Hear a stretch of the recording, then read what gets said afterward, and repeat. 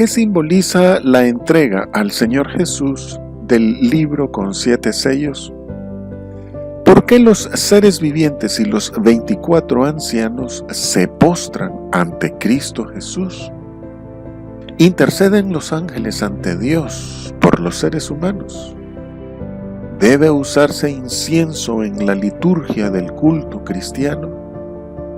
Y vino y tomó el libro de la mano derecha del que estaba sentado en el trono. Y cuando hubo tomado el libro, los 4 seres vivientes y los 24 ancianos se postraron delante del Cordero. Todos tenían arpas y copas de oro llenas de incienso, que son las oraciones de los santos. Cuando Jesucristo tomó el libro. Estudio del Apocalipsis desde la perspectiva amilenial.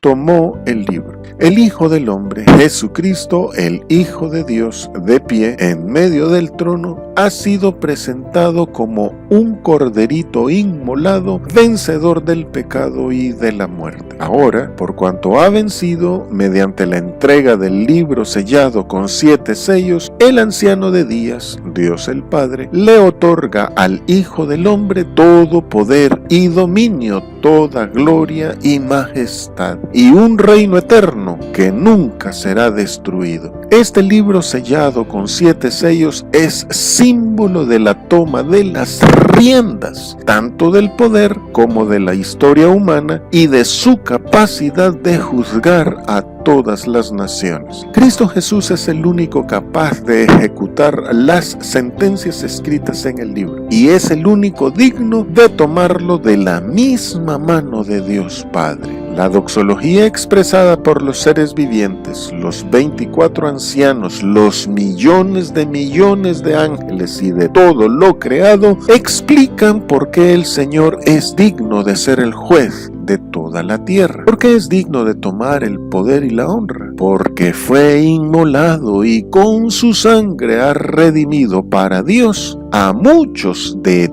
todo linaje, lengua, pueblo y nación, y les ha hecho reyes y sacerdotes. El cielo y la tierra y todo lo que hay en ellos está diseñado para alabar a Jesucristo. Y ahora se nos otorga a nosotros el privilegio de unir nuestras voces y vidas a esta alabanza y adoración. Se postraron delante del Cordero. El apóstol Juan, al final de esta visión, enfatiza que los 24 ancianos rindieron adoración al Cordero que vive por los siglos de los siglos. Los 4 seres vivientes y los 24 ancianos se postran delante del Verbo de Dios, reconociendo a Jesucristo como Dios y como igual a Dios el Padre. Por consiguiente, se reconocen a sí mismos como subordinados a su alta posición y acatan la autoridad de Cristo Jesús sobre ellos. Ante esto, vemos que la idea de mantener nuestra autodeterminación delante de Dios no es buena y que tampoco es correcto creer que la integridad moral es suficiente para una buena conciencia. Por esto, el objetivo del Evangelio es el de reunir todas las cosas en Cristo, es decir, colocar todo bajo su autoridad, derribando argumentos y toda altivez que se levanta contra el conocimiento de Dios y llevando cautivo todo pensamiento a la obediencia a Cristo. El problema de fondo del ateísmo y de la renuencia hacia el Evangelio reside en la negativa humana a aceptar la autoridad de Jesucristo, nuestro Señor y Dios. Todos tenían arpas. El arpa es símbolo de alabanza, de cántico y de alegría ante la manifestación de Dios. Aquí, con sus arpas, los 24 ancianos celebran la asunción de Cristo Jesús como Rey y como sumo sacerdote. Ante el cántico al Cordero de los 24 ancianos, alabando la redención hecha por Jesucristo, los seres vivientes asienten con un amén. Más adelante, la gran multitud de de creyentes salvos por su fe en Jesucristo, simbolizados en un mar de cristal mezclado con fuego, también alaban al Cordero con las arpas de Dios. La salvación de Cristo Jesús es exclusiva para la humanidad. No incluye a ángeles, ni querubines, ni serafines, ni ningún ser celeste. Por esto, las arpas, copas y el cántico nuevo son expresión de los 24 ancianos, debido a que es parte de sus funciones como reyes y sacerdotes de Dios. De la misma manera, la Iglesia, como reino de sacerdotes,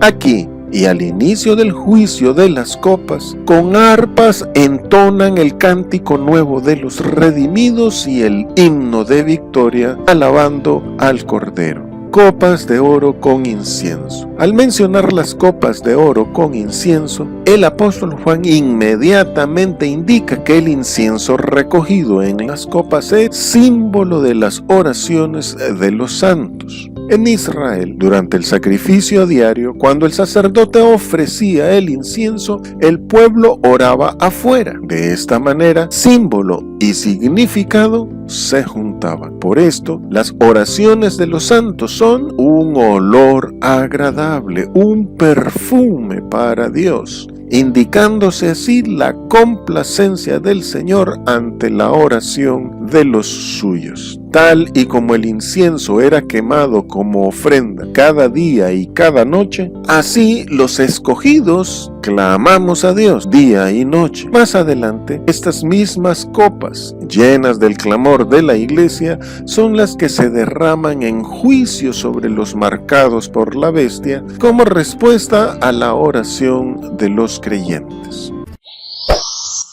Hagamos que la palabra de Dios corra y sea glorificada. Dale clic en me gusta, suscríbete, haz un comentario y comparte este video para que este contenido llegue a más personas. Mediación angelical. En la literatura apócrifa judía, por ejemplo Enoc, el testamento de Dan, Baruch, Tobías, el Apocalipsis de Pablo, etc., se argumenta una supuesta mediación angélica ante Dios por la humanidad. Estos apócrifos presentan a los ángeles no solo como vigilantes y defensores de los humanos, sino también como intercesores ante Dios. Con este trasfondo, muchos dicen que esta visión de los 24 ancianos con las copas de oro llenas de la oración de los santos habla de la mediación e intercesión angelical e instan a dirigir las oraciones a ellos. Pero el ofrecimiento de estas copas demuestra solamente el carácter sacerdotal de los 24 ancianos y de los ángeles. Ellos se limitan a presentar ante Dios las oraciones dirigidas a Él por los que Él ha redimido, agregándole mucho incienso sobre el altar de oro delante del trono. Es un acto meramente ceremonial que no hace imprescindible al incienso. Es solo un ejercicio literario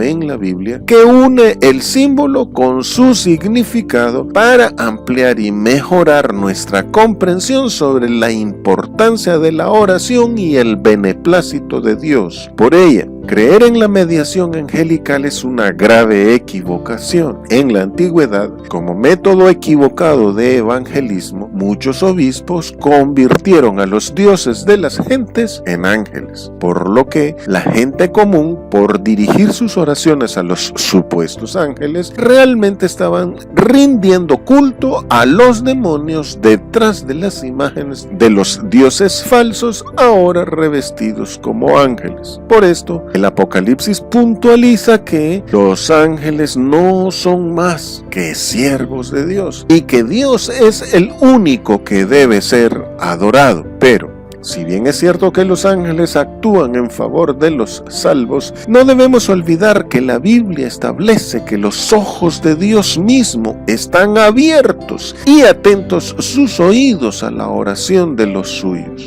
y que los ángeles solo son enviados por Dios. Ha sido la burocracia humana la que se ha proyectado hacia las funciones angelicales, imaginando una innecesaria mediación para poder acceder ante Dios. Quien crea necesaria esta burocracia celestial es porque él mismo se siente lejos de Dios y porque erradamente considera a Dios como trascendente, es decir, muy lejano e impersonal. En la fe verdaderamente cristiana no se necesitan intermediarios, porque ciertamente Dios no está lejos de ninguno de nosotros. La Biblia establece que hay un único mediador entre Dios y los hombres, Jesucristo hombre, y que es solamente por él que tenemos abierta y franca entrada hasta el trono de la gracia de Dios. Uso de incienso en la misa católica. Según la ley mosaica, el incienso solo lo podían ofrecer a Aarón y su descendencia, y no podían dejar de ofrecerlo. Aparte de los sacerdotes aarónicos, nadie más podía ni debía presentarlo, ni los levitas. Por eso Coré y sus seguidores murieron, y el rey Usías quedó lleno de lepra, y ni aun los sacerdotes mismos podían ofrecer el incienso si no se les fuese mandado, mucho menos ofrecerlo a los dioses falsos.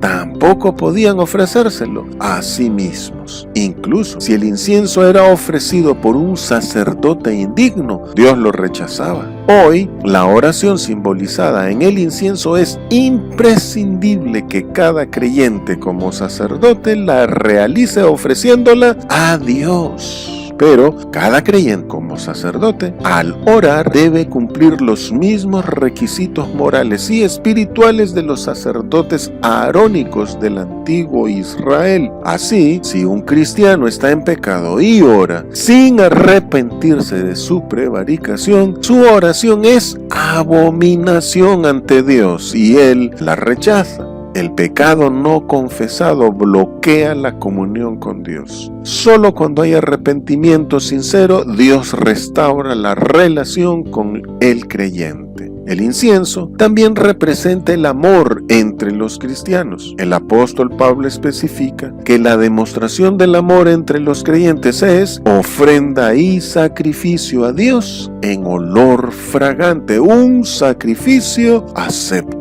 Ahora bien, la Escritura no ofrece ninguna base que justifique el uso del incienso en el culto cristiano. Tampoco la historia de la Iglesia en sus primeros 4 siglos brinda indicios del uso de incensarios durante el culto cristiano. Tertuliano, padre de la Iglesia de Occidente, escribió: "Nada tenemos que ver con el incienso". Y Atenágoras, filósofo cristiano de Atenas, maestro de Clemente y del teólogo Panteno, hacia el año 177 después de Cristo, explicó: Dios mismo es el más excelso de todos los aromas, por lo que no necesita incienso. Especialmente, es mencionado en la historia de la Iglesia que el incienso era un producto exótico usado para los sacrificios paganos. Por esto, un verdadero cristiano en la antigua Roma no se sentía cómodo ni siquiera con venderlo. ¿Cómo iban a condenar los altares paganos humeantes o apagarlos si él mismo lo usaba? En la época de persecución contra la iglesia primitiva, el incienso más bien era usado contra los cristianos, obligando a muchos a quemar un poco a nombre del emperador a cambio de sus vidas. Por tanto, en la iglesia primitiva, el uso de incienso en el culto era más bien señal de apostasía. Fue a partir del surgimiento de la Iglesia Católica fundada por Constantino el Grande, con él como sumo pontífice, que se introdujo la aplicación del incienso en las misas. Esto se puede verificar en el antiguo documento conocido como Constituciones Apostólicas en sus libros 3 y 4, escrito en el año 380 después de Cristo en Antioquía de Siria, y también en los escritos del místico bizantino Pseudo Dionisio, de clara inspiración neoplatónica con gran influencia sobre el naciente catolicismo. Si bien es cierto que el uso del incienso en Israel era frecuente, su aplicación sacrificial fue derogada al tomar cumplimiento en Cristo Jesús. De aquí también la necesidad de que el templo en Jerusalén dejase de existir. Y así como se critica a la Iglesia Católica por su pretendida repetición del sacrificio de Cristo, igual se le señala como innecesario y apóstata el uso del incienso. Hoy, en el verdadero culto cristiano, la oración de los santos y el amor entre los creyentes ha sustituido el uso del incienso. Por consiguiente, la liturgia católica, ortodoxa y demás iglesias que siguen esta práctica, al regresar al símbolo, dejan de participar de la salvación, que es la realidad aludida. Al aferrarse al símbolo, caen en idolatría. El Señor Jesús nos advierte que no debemos invalidar la palabra de Dios por obstinarse en la tradición.